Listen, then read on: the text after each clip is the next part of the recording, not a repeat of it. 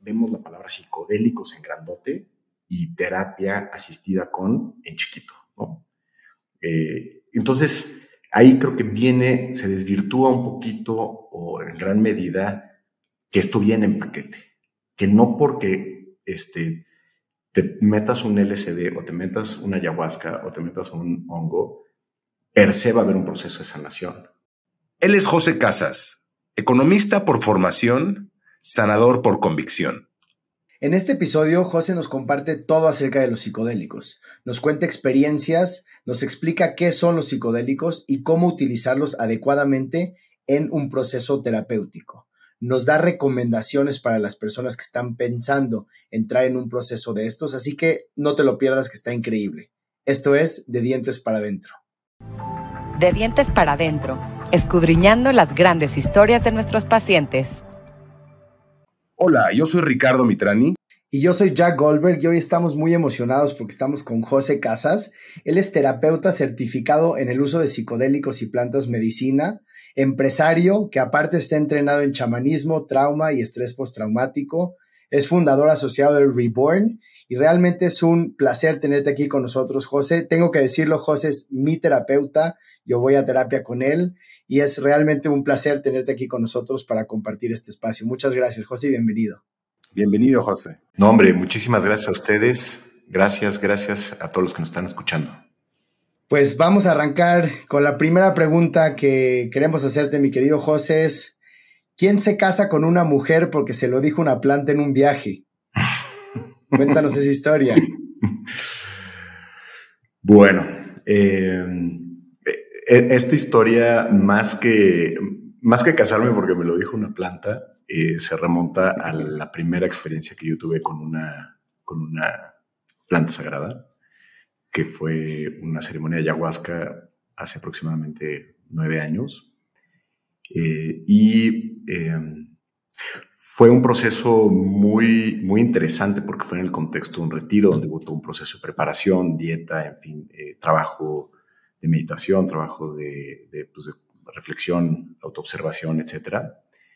Y parte del equipo de quienes facilitaban este retiro era Paola Ambrosi, mi actual esposa, que de hecho cuando empezó a dar ciertas explicaciones sobre lo que le podía pasar a nuestra psique, honestamente la taché a loca y decía, esto no hace ningún sentido. Yo soy economista de formación, entonces imagínate para la mente de un economista estar escuchando de este tipo de cuestiones más chamánicas, energéticas, etcétera. Pero ya durante la ceremonia, pues hubo un montón de revelaciones. Entre otras, tuve muchísima claridad de cuál era mi propósito de vida, que se centraba en sanar. En ese momento no tenía idea que esto implicaba trabajar con plantas. Era más bien como buscar la sanación en mí y desde ahí compartirla. Y cuando haces una experiencia con ayahuasca es muy común que de pronto haya esta conciencia, como puede ser un desdoblamiento de tu propia conciencia o es un espíritu, dependiendo de cómo lo entiendas, con quien estableces una especie de diálogo. Y a veces se le etiqueta como un arquetipo femenino, como un arquetipo de la madre. Y en esa ocasión ese arquetipo me dio 2 mensajes muy importantes. Uno fue que siguiera con la novia que tenía en ese entonces, y que me acercara con Paola. Entonces, no me dijo exactamente que me casara con Paola, pero me dijo, acércate con ella y no compartas todo lo que viviste en esta experiencia más que con ella. La revelación marcaba un rumbo de sanación del cual yo no tenía idea de cuál podía ser el siguiente paso. Y, sorpresa, al día siguiente me entero que Paola daba este entrenamiento Camino Medicina de chamanismo. Entonces fue muy claro que, pues, ¿por qué la ayahuasca me había dicho, vas hacia allá, tienes que conectar con ella vas a hablar, con ella le vas a compartir todo lo que viviste en esta experiencia? Y unos días después tuve esa conversación con Paola. No pudo haber sido más distante de una conversación romántica, ni mucho menos. Fue más bien como, oye, me muero de ganas de contar toda la experiencia que tuve, porque además tuve la instrucción de no contarla, entonces ya me urgía sacarlo. Y al final le dije, oye, pues voy a estudiar contigo, salvo que salvo que tú me des una buena razón para no hacerlo. Y su razón fue, bueno, si estás dispuesto a que tu vida cambie 180 grados, entra a este proceso. Y es curioso porque no hubo en ninguna célula de mi cuerpo duda de que eso era lo que tenía que hacer. Escucho tu narración y no puedo dejar de pensar y de preguntar dónde dejaste la economía o qué parte de lo que sigues haciendo hoy tiene que ver con tu formación de economista. Es muy, muy buena pregunta porque parecieran mundos absolutamente antagónicos y de alguna manera lo son o se entienden así.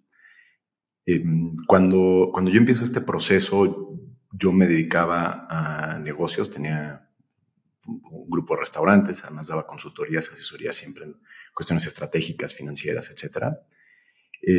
Y a veces pensamos que nuestro proceso de transformación es como de un día para otro, ¿no? Y tengo que cambiar de carrera, y tengo que cambiar de profesión, y tengo que cambiar de fuente de ingresos, y tengo que dar ese giro. Y yo creo que es más bien como un transatlántico que pues, a lo mejor le mueves 3, 4 grados y es con el tiempo que vas realmente haciendo ese cambio de rumbo. Para mí fue al principio muy intuitivo, no tenía un plan. Fue ir aprendiendo, ir conociendo cada vez más de la naturaleza humana, de la psicología, de la psique, de las distintas dimensiones que nos componen como seres humanos. Y eso sí me llevó en una primera instancia a distanciarme de mi identidad como empresario, como economista, como financiero. Me empecé a cuestionar muchísimos paradigmas que sostienen la cosmovisión actual y la cultura y el modelo económico, como la escasez, como el concepto de costo-oportunidad, que de alguna manera lo entiendo como un origen de la ansiedad. Y de alguna manera esto me culminó muchos años después, hasta el 2019, en que finalmente renuncié a mi posición como director del grupo que dirigía y a aventarme al vacío. No tenía tampoco muy claro a lo que me iba a dedicar. Y creo que en una especie de movimiento pendular en el que me fui alejando de esa identidad, llegué a este punto donde le empecé a dedicar una gran parte de mi tiempo a procesos de acompañamiento personales, individuales, terapéuticos, a veces con el uso de algunas medicinas. Y fue, yo creo que hasta el año pasado, donde como que hice un corte de caja y volteé a ver hacia atrás y dije, ¿quiénes son mis clientes? Y mis clientes son, pues de alguna manera, personas que estaban igual que yo, que estaban en el sector empresarial o que están en el sector empresarial, grandes líderes, grandes empresarios, grandes directivos de compañías que empezaron o que han ido reconociendo la importancia de descubrirse y de encontrarse, y que creo que encontraron en mí un interlocutor que pues de alguna manera podía leer esos dos lenguajes, el lenguaje del estrés de dirigir una empresa, de tener empleados, de perseguir metas, dar resultados a accionistas, etcétera. Y por otro lado, la complejidad del ser humano, ¿no? La confusión entre objetivos y propósito, la dificultad de sostener relaciones personales, el rol de paternidad complejísimo. Y entonces, desde allí fue como muy evidente que no tenía que rechazar mi pasado de economista y mi pasado empresario, sino todo lo contrario. Traerlo al frente, ponerlo al lado del terapeuta, ponerlo al lado del facilitador, del sanador, como le quieras llamar, y de alguna manera de ahí nace este concepto que he estado empezando a introducir en diferentes productos, que es ejercer un liderazgo consciente e integral. Parte de lo que quisiéramos que nos comentes y que nos instruyas tiene que ver con tu conocimiento con el uso de psicotrópicos, psicodélicos. Creo que ha habido una burbuja alrededor como una especie de hype alrededor de la promesa de los psicodélicos en los últimos años, mucho motivado por este libro de Michael Pollan y por la cercanía cada vez más inminente de la aprobación por el FDA de algunos de los tratamientos para tratar pues, enfermedades que se han vuelto prácticamente epidemias, como la depresión, el estrés postraumático, las adicciones, etc. ¿no? Entonces viene esta gran promesa y un poco cuando lo toma el mass media, cuando lo toma la mayoría de la gente, vemos la palabra psicodélicos en grandote y terapia asistida en chiquito, ¿no? Entonces, ahí creo que se desvirtúa un poquito o en gran medida que esto viene en paquete, que no porque te metas un LSD o te metas una ayahuasca o te metas un hongo, per se va a haber un proceso de sanación, sino más bien a través de un proceso terapéutico, o más bien dicho, es importante llevar un proceso terapéutico y eventualmente el psicodélico puede ser un detonador, un revulsivo en el sentido positivo de ese proceso terapéutico.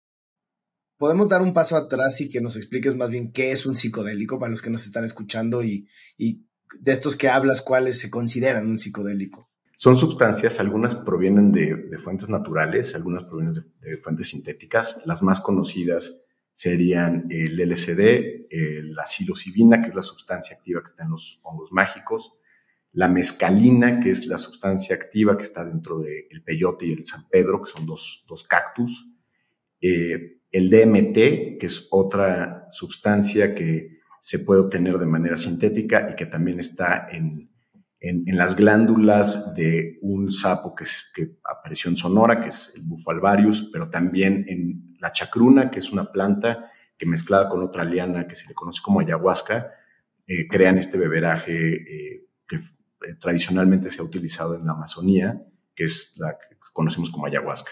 Entonces, estas sustancias generan lo que se le conoce como un estado no ordinario de conciencia o un estado alterado de conciencia, es decir, empieza a haber un proceso donde a través de consumirlas o a veces fumarlas pueden empezar a alterar la manera en que percibo la realidad, la manera en que percibo mis sentidos, y evidentemente esto puede llevarme a tener lo que comúnmente se le conoce como tener un viaje, que es, pues sí, es entrar en un estado alterado de conciencia.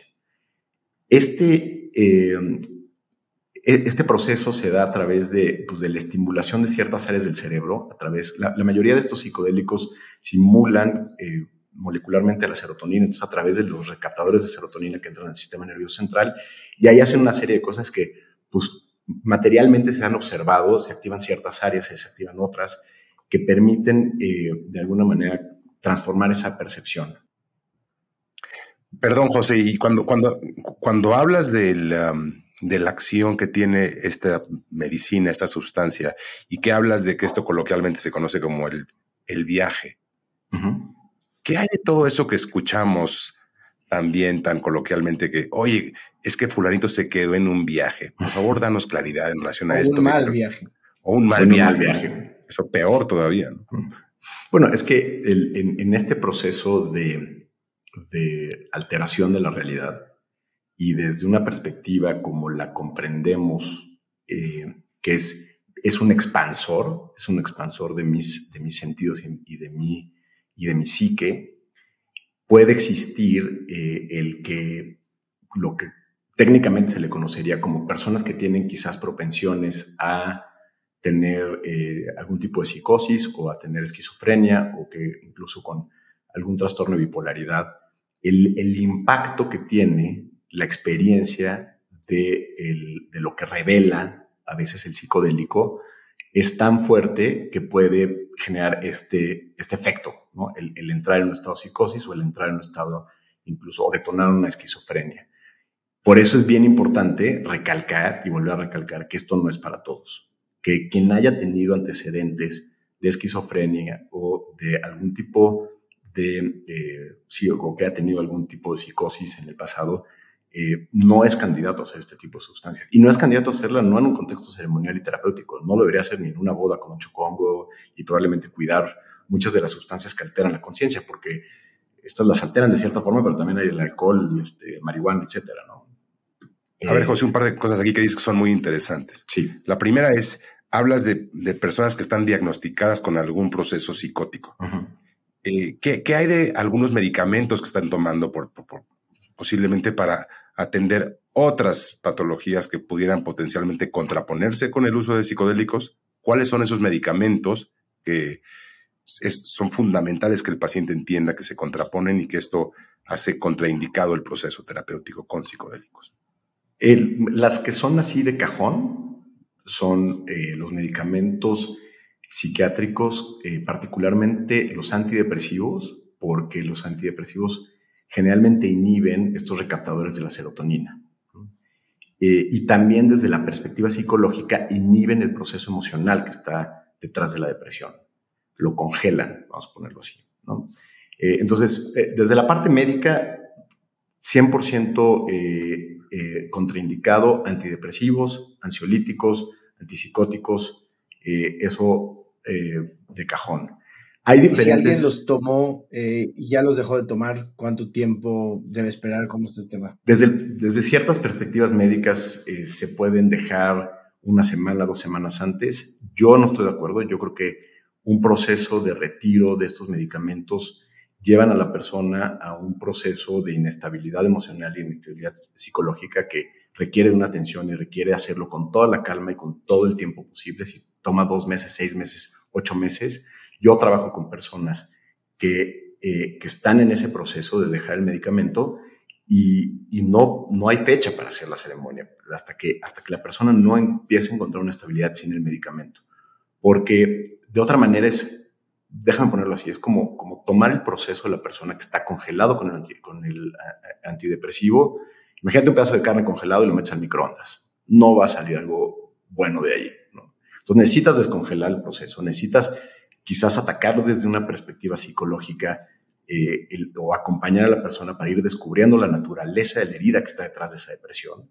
Y desde ahí, entonces decir, ok, ya estamos listos, ya estamos en un punto de estabilidad interna emocional, vamos a hacer la experiencia con el psicodélico para terminar de trabajar en ese proceso de sanación, que es tocar, reconocer y de alguna manera revivir la herida, ¿no? Y es, a veces, por eso, cuando la gente dice, bueno, es que un psicodélico, me dijeron que está muy padre y tal, muchas veces, cuando viene esta amplificación, viene la amplificación también de esa herida, de ese trauma, de ese episodio que a veces minimizamos porque de adultos decimos, bueno, es que eso me pasó de niño, pero no es tan grave, y que de pronto detona procesos emocionales muy profundos y que a veces las experiencias con psicodélicos pueden ser experiencias donde tocamos con muchísimo dolor.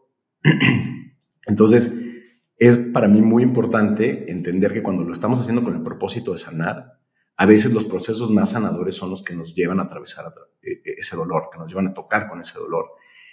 Pero sucede algo muy interesante. La manera en que está activado nuestra conciencia, nuestro cerebro, si lo quieres ver así, nos permiten resignificar muchos de estos episodios, muchas de estas heridas.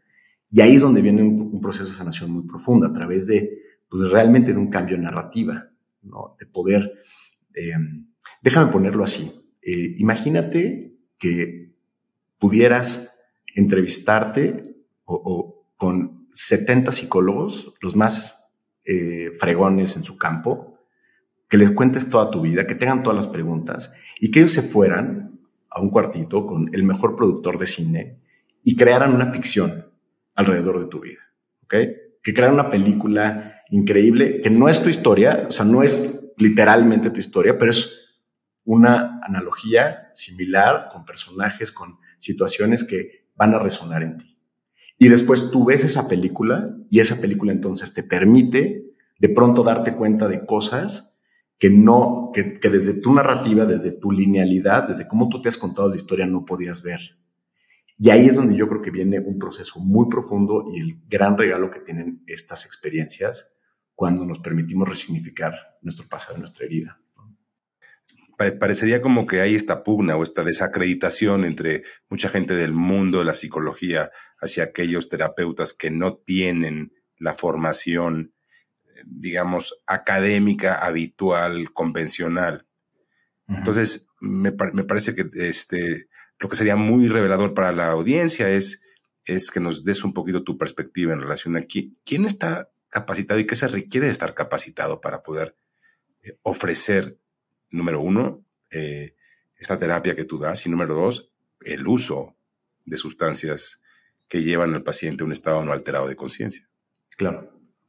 A ver, yo creo que hoy vivimos en una realidad, en un mundo donde hay infinidad de corrientes infinidad de técnicas, algunas con mayor formalidad establecidas desde el punto de vista académico, otras que están en procesos de exploración, otras donde las certificaciones tienen todas las valideces legales internacionales, otras que son quizás más empíricas. Yo creo que aquí hay un juego de corresponsabilidades entre el usuario y el terapeuta. Para mí, por ejemplo, cuando se acerca gente que viene a trabajar procesos de adicción muy profundas, yo no me siento capacitado. Yo digo, este caso no, yo no tengo una especialidad en adicciones, yo no tengo una especialidad en este tipo de procesos. Y aunque sé que este tipo de prácticas de trabajo con enteógenos y psicodélicos puede ayudar en el proceso de adicciones, yo no me meto en ese territorio porque yo conozco dónde están mis limitaciones. Entonces, yo creo que desafortunadamente en México tenemos una ministra que tiene un título pirata. O sea, entonces, ¿dónde estableces la línea de credibilidad y de confianza, ¿no? Cuando lo que vale es un título universitario? Pues entonces, yo creo que aquí, pero por otro lado, vivimos en una realidad donde las redes de recomendación y de resultados, pues creo que son los que están sustituyendo en muchos casos esta asimetría, por decirlo de alguna manera, de información entre un ente certificador y la confianza del público. Creo que es responsabilidad de cada uno de nosotros cuando entramos en un proceso terapéutico, al igual que cuando vamos con un médico, con un dentista, ¿no? Pues hacer el research y hacer la validación o el due diligence que cada especialidad requiera, ¿no? Pero aquí, por ejemplo, existe mucho, como dices, en medicina, en odontología, seguramente en tu área también, pues estos que son muy famosos en Instagram y pueden tener redes sociales muy elaboradas y que toman un curso de un fin de semana y ya se vuelven coach especialista. ¿Cómo poder ayudar a la gente a diferenciar a alguien que realmente tiene profundidad y conocimiento de causa y ante estos charlatanes, por así llamarlos? Y es una súper pregunta y déjame responderte en el contexto más, o sea, del gran universo de los profesionales y no profesionales de la salud mental. Quiero hacer la acotación quizás en aquellos que facilitan o que acompañan procesos con psicodélicos, porque es un territorio que por la naturaleza ilegal de estas sustancias no está regulado. No hay un ente que COFEPRIS diga, Juan B. Y Pedro C. tienen esta certificación para compartir psicodélicos.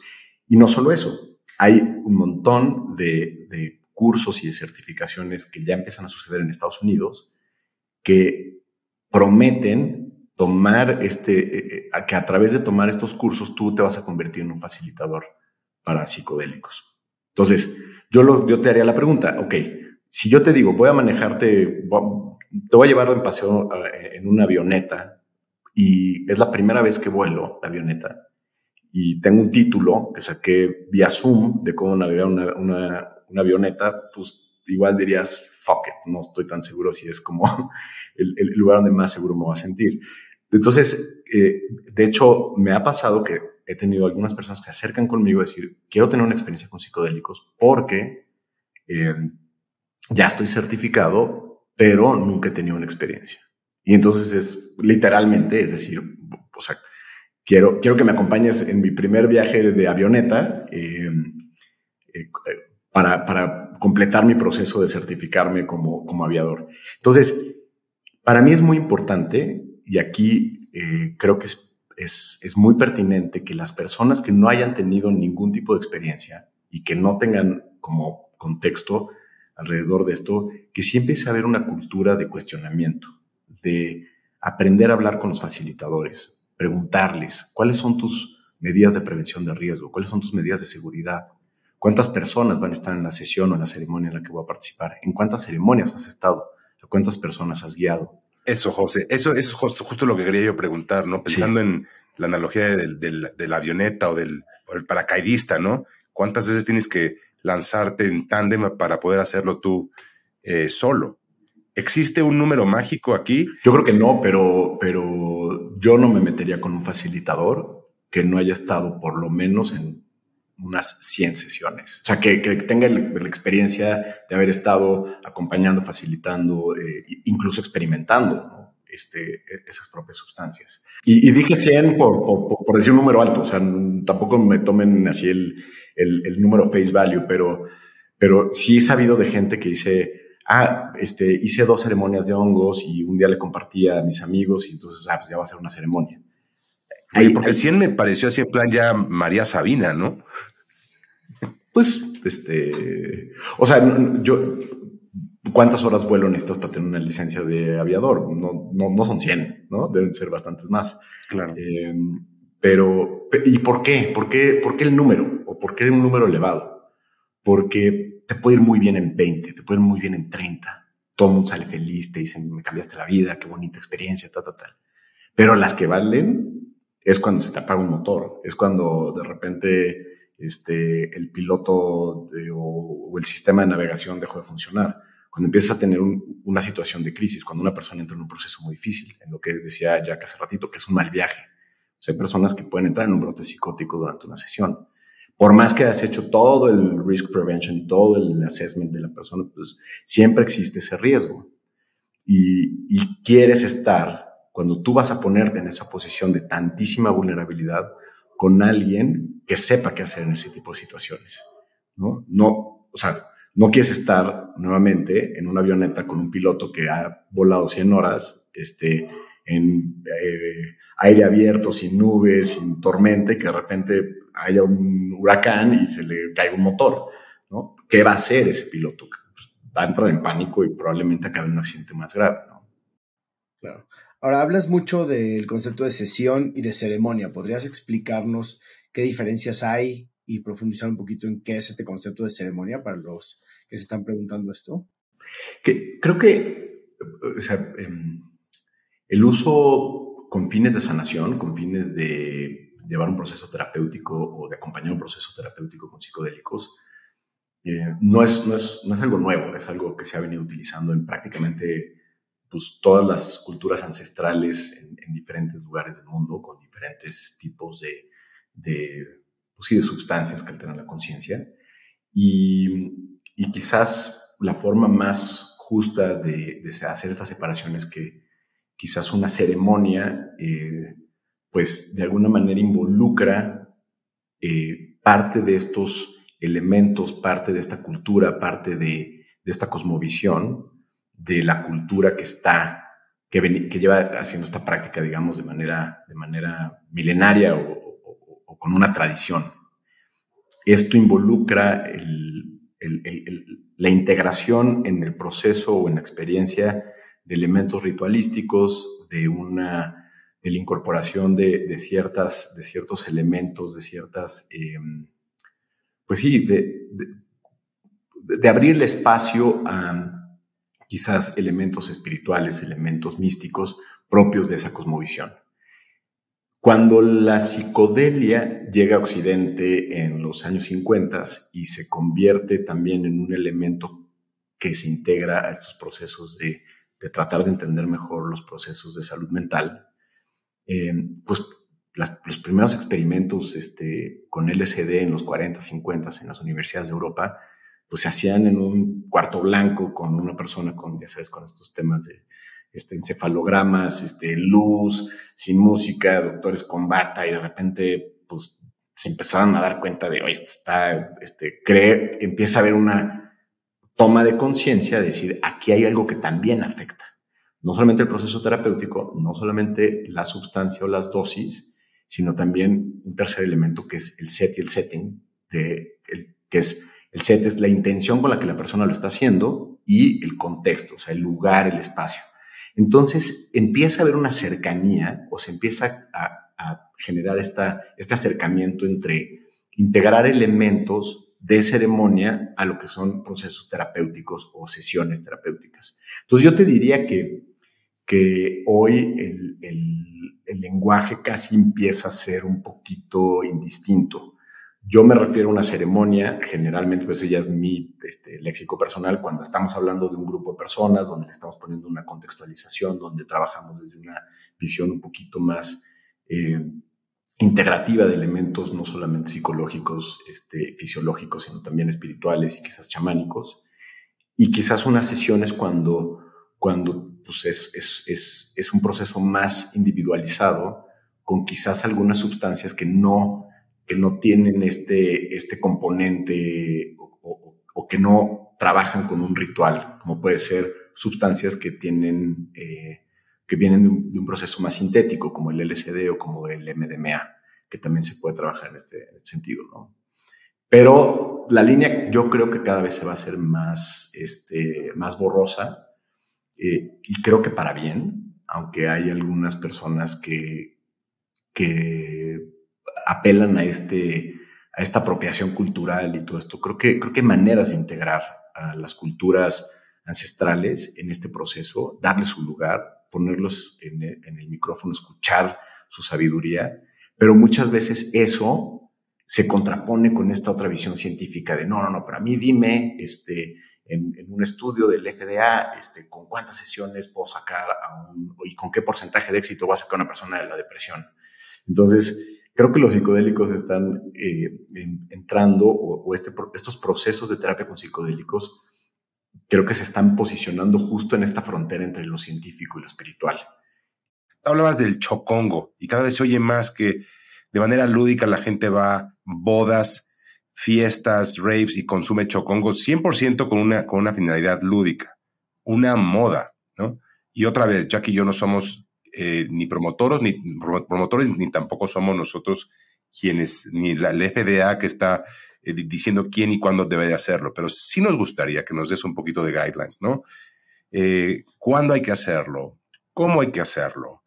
Y fundamentalmente, ¿qué es lo que buscas? ¿Con qué te vas a enfrentar? Y cómo detrás de este proceso, de acuerdo a lo que tengo entendido, es la post-navegación se convierte en algo fundamental dentro del proceso. Entonces, ¿nos puedes dar un poquito este overview? A ver, yo creo que a veces la confusión alrededor de los psicodélicos, a diferencia de otras medicinas o como se entienden las medicinas, es ¿por qué la misma sustancia me sirve para irme a un rave o agarrar una fiesta o a lo mejor sentarme en un estado contemplativo en el mar y en un proceso terapéutico? Eso no es común en el mundo de las medicinas, ¿no? Generalmente pues, no te vas a tomar un antibiótico para irte de fiesta o no te vas a tomar una píldora cuando tienes gripa, ¿no? A lo mejor Jack sí, pero la mayoría de la gente no lo haría. Entonces, ahí empieza a surgir la confusión, ¿no? Y por eso, para mí es muy importante entender que estas sustancias, per se, lo que van a hacer es amplificar. Son amplificadores. Si el set y el setting es una fiesta, van a amplificar una fiesta.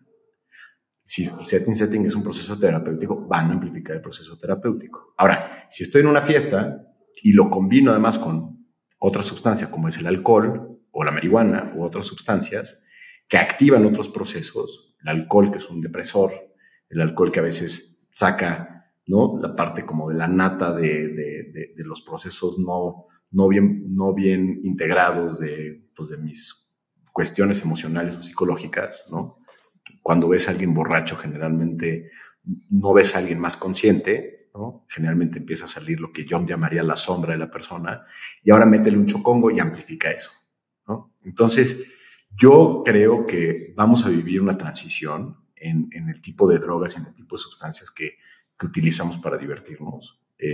Yo creo que se está viendo ya en muchos lugares de países desarrollados que los jóvenes están dejando de consumir alcohol, están reduciendo sus consumos de alcohol y probablemente estén subiendo este tipo de consumos, el consumo de psicodélicos en general y de otras sustancias que están empezando a surgir que quizás ni conocemos. Si vas a hacer alguna de estas sustancias en un espacio público, en un lugar donde hay más gente, ten a alguien a la mano que sepa que lo vas a hacer y que sepas que te puede contener si llegas a tener una mala experiencia.